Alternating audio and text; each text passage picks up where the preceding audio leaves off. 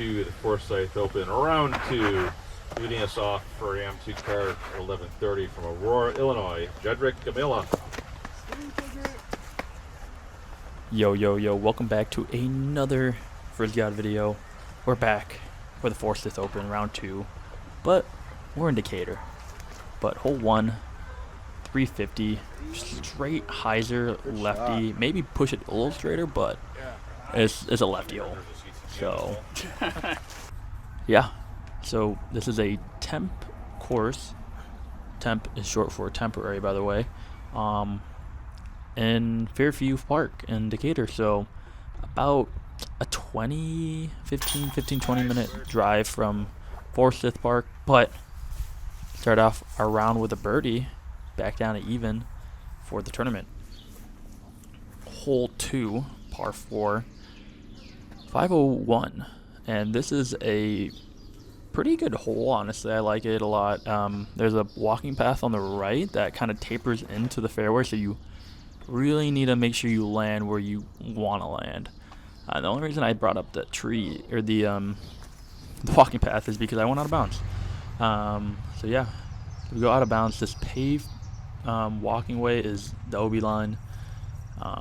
Did find it a couple of times during my practice round, which the course is beautiful. The park's beautiful, so, but yeah, having a little run up situation with the forehand. Not used to like the approach run up, so just decided to go stand still with the Firebird, and we actually land really good. We landed right next to the basket, so this is a par save from going out of bounds. And boom, we're even through 20 holes. And I just say, like, this course is just so fun. So hopefully they make it into a permanent course. A couple of holes they might need to iron out, but hole 3, par 3, 227. We got the surf in hand, just straight hyzer. Yep, straight hyzer. Just have it not really have any issue. But yeah, this is also a kind of fun hole. You got OB right, OB left, OB long, so it's really, can't really be too errant, but if you're playing like casually, like it won't really matter. Where the OB is pretty terrible, where it's like a wad or anything, you won't lose your disc on most of the holes. But par 4, the hole 4, par 3, 295, MD3 down the middle. Just the course is just kind of like gnarly, just the way the trees are.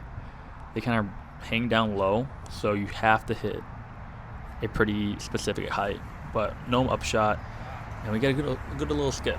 The grass out here was pretty skippy compared to the Forsyth course. The grass was really grabby out there. I think it was just really thick, and you kind of tell it's really short and like thin. So yeah, so you're gonna get more skip out here. But hole 5, par 3, 375. This one's a pump uphill. Like, come on, crank in hand, and I late released this one. I was pushing it wide, gonna have the crank do its crank thing and drift off left and then come back. Could have been a good shot, but we'll never know. But running this tree, surf again, just upshot, straight hyzer, and I think the biggest issue with that shot was my my run up. I think I was running up too straight at it. So obviously if you're gonna run straight at the basket and you try to throw hyzer, you're gonna throw right at it. So it's obviously gonna hyzer out right. So I should have angered myself a little, like running to the left of the basket, so my disc would have gone that way. But that was kind of a thing I was able to kind of understand, and then kind of adjust from there. But hole 6, par 4, 568. We're trying out the roller. Just got I think that's a neoplastic function. Didn't turn out well. I'm gonna be honest. I was out there yesterday doing a bunch of rollers, and a lot of the holes, I was like, roller could be the play. But I think after that one, I was like, yeah, we're just gonna shelve that, but we got the Hurricane in hand, and that one flips over, I think, because I was feeling a little left to right, and it was kind of a heady too. So I think the wind, when I started pushing and it turned, running into the wind, it was a headwind, so it was going to keep turning it. But I was really lucky to not have it go out of bounds. It stayed. So we are pin high almost, and we just had to jump pot to the side. We tap in our par.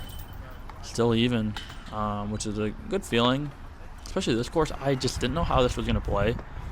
But moving on to hole 7 as a par 4, 637. This one's a fun one. You kind of play up the hill. You want to kind of land right on the hill, the top of the hill. And for me, I wanted to land a little left, and the reason was it's really open to the left of it, and then if you land more right, it's a dead tunnel shot downhill. So I wanted to rather play Plinko, but we got the boss in hand, and just shooting out wide and just hoping it would get through stuff, and it caught a lot of stuff, and it just drops down right in front of that tree. So still a little short from the basket distance-wise, but like 80, 90 feet away. So just a little jump putt. I do a little like stair hop. I don't know. Honestly, during that round, I thought that was like a foot fault, and no one really called me on it. So, yeah, just wanted to put that out there. I am conscious of that. You can't call yourself on a foot fault, apparently. At least that's my memory serves me right. But hole 8, par 3, 294. This one's pretty similar to hole 3 at Forsyth, at least shot shape wise. Gap wise, this is pretty open, and I miss it. This is such a nice quake hole. Just hit the limage, and I think looking back at it right now, like, my issue was really height control. It started out with hole 2. I threw it really nose up and high, but give it a good fair bid. Obviously, you can see me. I didn't even like try to step it just because like the last hole. But anyways, they're par. But yeah, like the height control was kind of a big thing for me. So kind of just working on that. But hole 9, par 3, 341. This one's a fun one too. It kind of goes up a hill, but then goes way down. So going with a strike, and I laced this guy. Dude, this strike has been, I don't know why I took it out of the bag. It was out of the bag for a while. I think I was throwing it last year, and then I don't know why I took it out. I think, I don't know why, but pass FrizzGod, you're an idiot. Anyways, gets you down to even or under other par. So we're one down through 27 holes. Am I just like good at disc golf or something? But hole 10, par 3, 298. This one was one of the holes where I chalked up to just be a par, just because the shot shape was so hard. There was no lefty gap at all. It's a dead straight, and I couldn't even get it to like push straight and then turn. So like that hex was that disc. So we're just gonna elect to, not even elect, but just be okay with par, which a lot of these holes were. And at this point, I believe I only have 1 bogey and 2 birdies. So not bad compared to last round, which if you haven't watched, why are you 11 holes in and haven't watched it? But 2 double bogeys and a regular bogey, I think, and that's a lot of bogeys. That's like 3 bogeys too many, especially 2 double bogeys. Are you kidding me? But we're at hole 11. This one's like just under 400, I think. And the crank was definitely the play. I just need to get it more high. But this is definitely fine. I thought it was a par 4 in my practice for some reason. So my plays were, I had 2 plays in mind. One of them was a roller, which I obviously wasn't going to do. But it's a wide hyzer, keep the walking path out of play. But seeing it was a par 3, kind of had to go for it a little more. I don't know why if I played for a birdie, but I feel like it just is a little harder when you think like, okay, if you're playing it for a par rather than a bogey, you know what I mean? Like, but hole 12 is 298, I believe it said. I'm kind of getting sidetracked with my talking, but we actually kind of get through everything. Again, missing the height, but the trees are kind of like low-key kind of airy. Like they have so much space in between them, so I find a lot of my discs kind of go in, but hit the tree again, and I hit right side. It wasn't gonna go in. Like there's no chance for it to stay, but it was kind of cool that it did hit it. So at least like my bigs are actually kind of online. But hole 13, par 4, 480. This one's such a fun hole. I think probably my favorite hole in the course on this one, because this one's almost like a candy cane shaped, where it kind of goes up to the right and then back. So we get this really far. I actually only land at like the edge of the tree line, but I thought I kind of babied that one, but with the grass being so short, I did get a really nice skip, so we're able to get another birdie and get on 200 par, which is actually kind of crazy. Like I don't think I've ever been like 200 par at a tournament before. But hole 14, par 3, 234. Surprised that pace held so straight. I was expecting it to hyzer out, which is what I counted for, but the OB is on the right side. It's very close, actually. It's like right at the edge of the tree, or the tall grass. But we're in the woods, all safe, and we're just gonna have to put it out. We do. We get it. We're 300 par. I actually had like the only gap you could probably have in that pair of that big ass bush, bro. So felt like I was at Fortnite or something, bush camping. But hole 15, par 5. This one's a bomber, 888 feet. Again, so crank in hand, OB all the way on the left side. Then it kind of, 400 feet. Wow. my boy, the boys were chirping me, but yeah, left side Cool. all OB, or right side all OB. So just staying left was kind of just the plan. Taking bogey honestly was like I was okay with, but we kind of end up 2 left where Are you throwing a fairway? I kind of get scared, so I'm trying to do like just more of a turnover, kind of just if it burns out, it burns out, but I just don't want it to hyzer out and then go out of bounds right, because that'd be really silly. But we do kind of clip these trees. The angle is weird, so but we kind of get an open look. So this has 2 ways you can get it. You can go over the right side, which a lot of people did, or you can go down this where that hallway shot, and that's what I elected. I don't know, that just felt so natural for me, like the shot at least. So but we spent some time looking for some lost discs. We found them.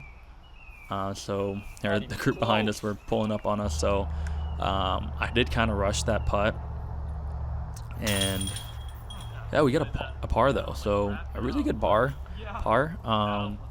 But actually, I think on hole 12 or hole 11 and 15 to 15, they're all in a different area, so we got a shuttle, so that was nice, which was this Durango. But hole 16, 304 feet. Again, height, but we have a good like 120 feet, just an Annie surf shot. My boy Marco hits it in from way down in Texas, brother. He's from Texas, so he hit it from way downtown for the 2. He threw it in. That was just super hype, and yeah, I think he iced me honestly. But anyways, another par, still 300 par. Hole 17, par 4, 534, and we got the Atmos Hurricane. And again, I think I'm just off my lines just a tiny bit, like I'm a little late, but we had a way throwing that strike on a turnover. It was turning pretty softly, and then it just hit a tree and then doinked down the hill. But Yeah, I felt like I could have definitely gotten this one, but like at this point, I accidentally checked scores, and I think I went on hole 15, and I saw that I was second. Spoiler alert.